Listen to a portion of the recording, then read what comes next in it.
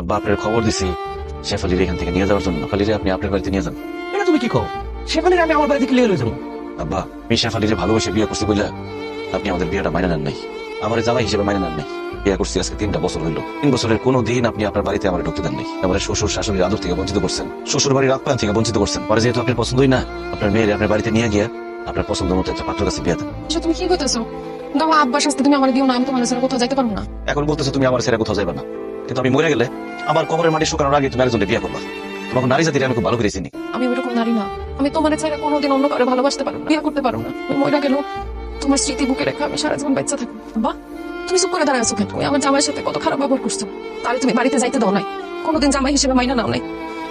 এই জন্য সে কষ্ট পাইছে, আর এই কষ্ট নিয়ে সে যদি মারা যায় তাহলে আমি সন্তান হিসেবে কিন্তু কোনোদিন তোমার ক্ষমা করতে পারবো না। এইভাবে কথা বলিস না মা। তুমি না বললো জামাই বাবাজির কাছে আমি আজকে মাপ চাই নিতাম। জামাই বাবাজির সাথে অন্যায় করছে। জামাই বাবাজি, তোমাকে আমি আমার মেয়ের জামাই হিসেবে মাইনে নিলাম, তুমি আমার ক্ষমা করে দাও। আব্বা তোমার কাছে ক্ষমা চাইছে, ওরে মাফ করে দাও। আব্বার উপর আমার কোনো রাগ অভিমান নাই শেফালি। মরে গেলে তুমি আমার সংসার থেকে কি করবা? কে তোমার দেখাশোনা করবো? কে তোমার খাওয়া দাওয়ার ব্যবস্থা করবো? তোমার তো খুব একটা বয়স হয় নাই, এখানে থাইকা তুমি তোমার জীবনটা নষ্ট করো না। যাও, তুমি আব্বার সাথে চলে যাও, নিজের জীবনটা সুন্দর করে সাজাই নাও।